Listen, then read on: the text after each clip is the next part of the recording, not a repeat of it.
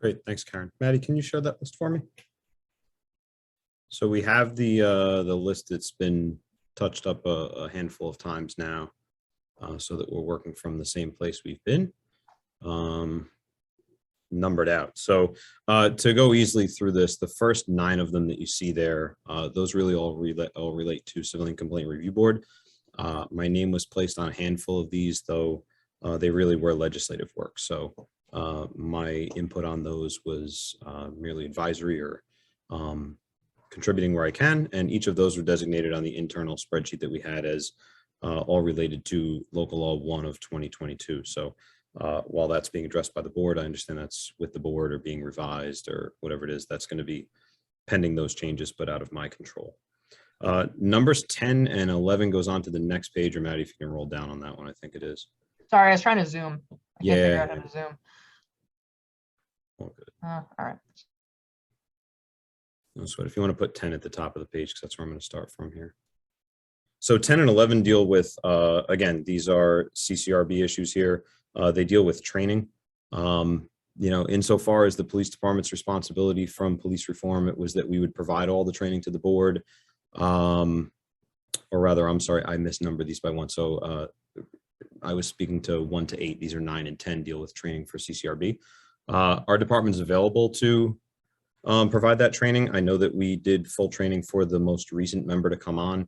I'm not sure what training was provided to or requested by the CCRB other than that one member, but notwithstanding, our department is prepared and willing should the chair of the CCRB ask for that training. So prepared to comply with those things, though we don't order the training for them. So if there's anything to be done and we're notified of that, we will certainly get that done. So my list is off by 1 number here. So going to number 11. Number 11 is that we would make regular reports. So at some time ago, you may recall that I had worked on a significantly sized data study of arrests with regard to demographics in our community.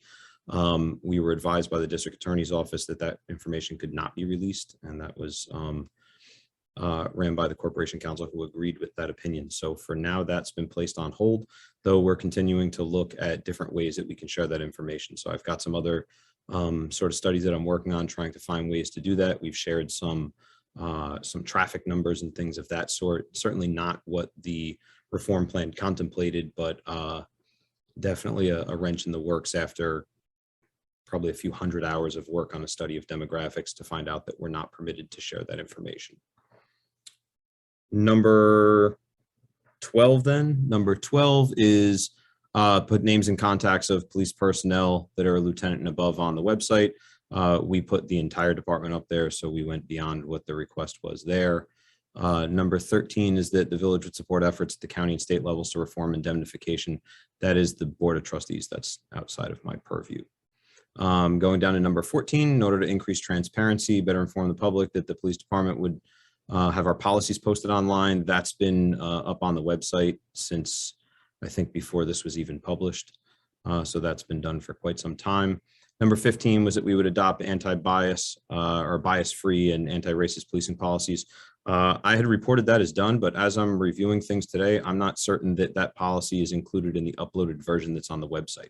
It's been published to the department and it's part of our orders, though I have to make sure with support services that we get that added on to the online version that's on the village's website. So maybe a small glitch in that one there, but notwithstanding, the bias-free and anti-racist policing policy has been in effect since about a week after this entire package was adopted.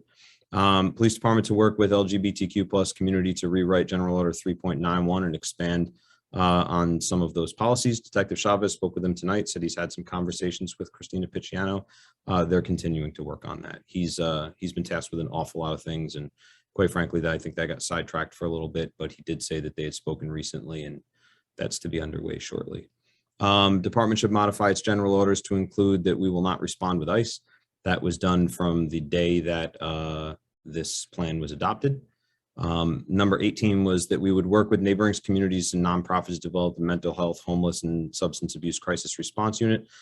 So last time we spoke, Westchester County Department of Community Mental Health was undergoing an RFP process to identify vendors who would provide that service. That RFP was completed and awards were given to various agencies throughout Westchester County. Our catchment area includes Ossining, Briarcliff, Croton, and the town of Mount Pleasant. When we last spoke with Department of Community Mental Health, they were trying to identify office space for those teams to operate out of. I had last reached out to the board, and Mayor, you and Trustee White had done a tour of the building, and we're considering your opinions on that. So I don't know where they're at with that, but we have not heard from Community Mental Health on where those units will be staged. Hopefully they can get that up and running soon. Number 19 was that we would work with nonprofit agencies to create a voluntary response registry. There's not been much movement on that one. That's going to be a difficult lift to try and add not only the crisis unit in at the same time as creating a separate volunteer service of residents. That's going to be a big lift. So we've kind of pushed that off for the time being, but something that we'll be working on. Crisis intervention training. That's been an interesting concept. So it is incredibly difficult to put an entire department through an entire evolution of training. And there's so many different things that were called for through this process. So there's lots of different things we're doing, but here's how we're pulling this off. 2 officers were sent to the FBI crisis intervention school that was offered a few weeks back. I talked about that in board meetings before. All of our officers going through the police academy now will get a full week of their version of crisis intervention training. There isn't one single standard crisis intervention training that exists. This comes in different forms through different groups in different ways. So we're trying to find lots of different schools to put officers in to get a variety of skills and strategies in. We just registered 2 officers for community resource officer training, which will be the first week of April at the Westchester County Police Academy, week-long school, which includes a couple of days of crisis intervention training, in addition to things like implicit bias and de-escalation and some other stuff like that. So we're going to be chipping away at that piece by piece. Other things that sort of similarly fall into crisis intervention, we're going to be putting the entire department through the Westchester County Department of Community Mental Health diversion dispatch training.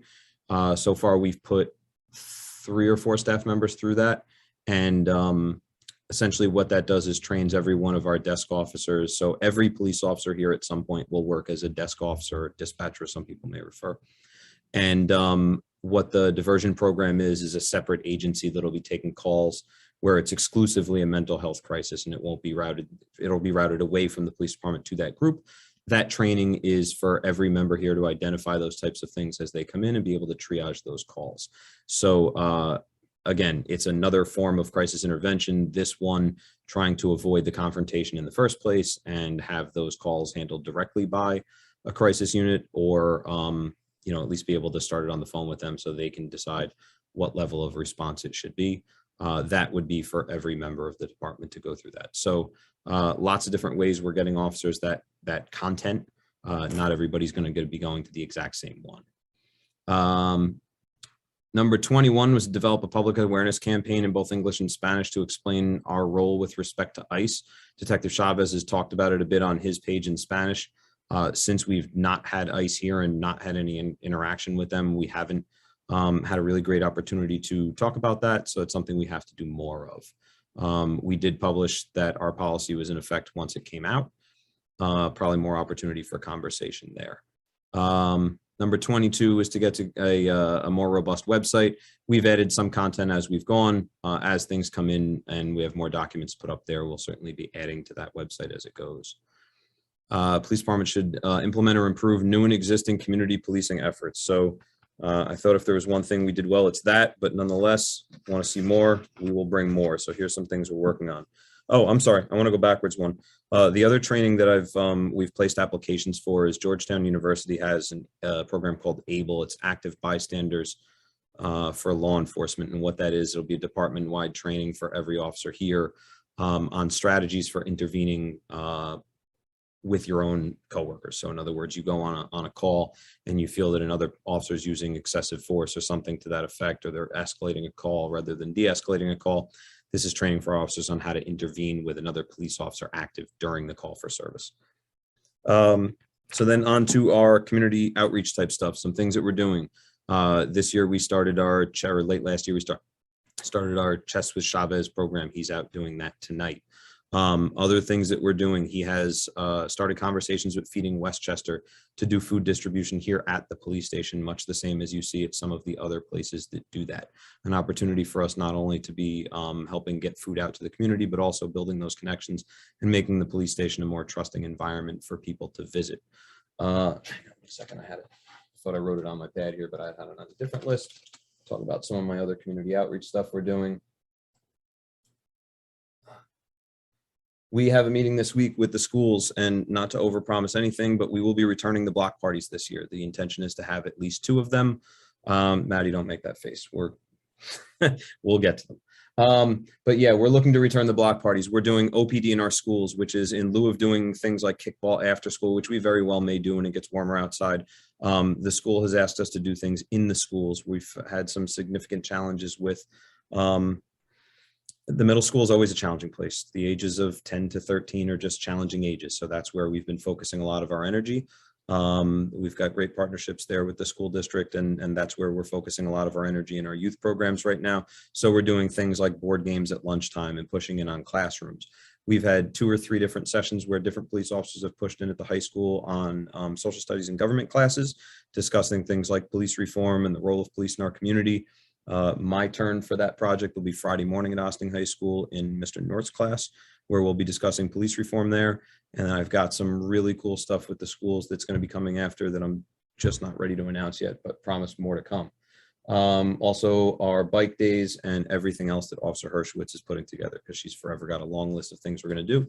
So it should be a good year for community outreach now that we're able to have more people together in outdoor spaces.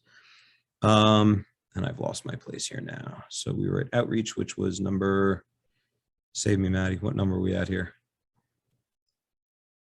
Website was 22, we talked about 23, so 24 is to create more training, better associations with different community groups and different demographics, particularly with the LGBTQ community, and getting together with the loft.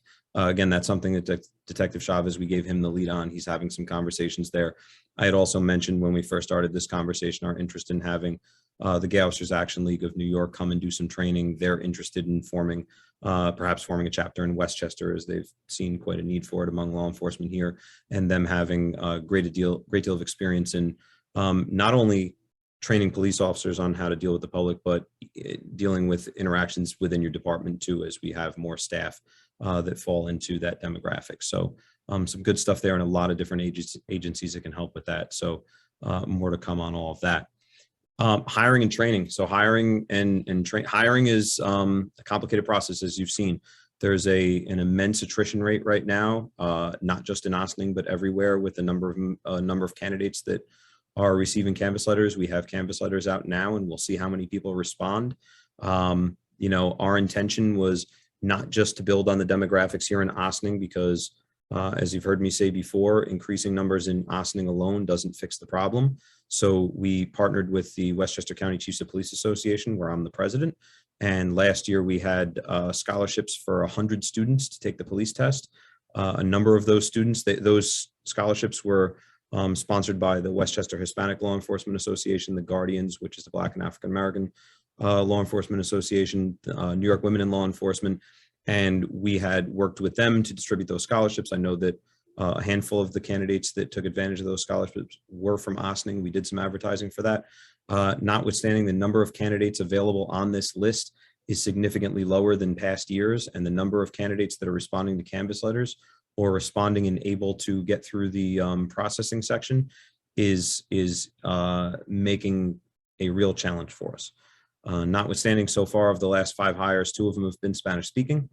The intention in this next round of hiring is to hire at least 2 more police officers from the Spanish speaking list.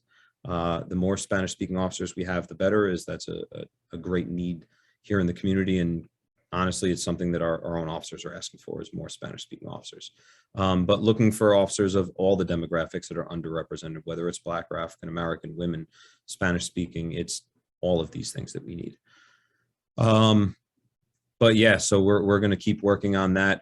We had some conversations yesterday about when we start scheduling the beginning of our recruiting for the next test. And, you know, my answer is that recruiting happens every day on the street, but our formal process is probably going to start 2 years in advance of the next test, because we just can't say enough to try and get people to see the value in the work that we're doing and the reasons they should be taking this exam. So, that'll speak to 25 and 26. 27 is the multi-year training plan. So again, going back to things that we're doing, the FBI crisis intervention program, the one at the academy, those officers at the academy are getting implicit bias. Our officers going to community resource officer school will be getting implicit bias, as well as de-escalation, the ABLE program that we're applying for, the 911 diversion program that we're applying for. And again, all of these things are in addition to our everyday training of first aid and CPR and legal updates and firearms and defensive tactics and scenario-based training and all of these things that we're already doing. We've got to add all this extra training in there too. So squeezing a whole lot in for this year, and that's going to be the theme going forward, is that training has to be a major, major priority for the department. Number 28 dealt with the police academy. We'd talked about this before.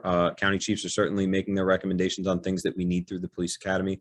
It is a larger conversation to be had with the New York State Department of Criminal Justice Services, because adding things to the police academy requires an additional length to the police academy, which is then an imposed cost on all of those agencies that are hiring, as well as getting through all of the committees that have to approve that. So I know that there are a whole lot of courses being recommended through DCJS that are added to the curriculum. It takes an awful lot of time. I find that the state tends to be a sort of slow moving machine. And the last one there is for the board. So that was for you to look at your working committee. So with that, I know I said a lot relatively quickly, but I will leave there and open for any questions.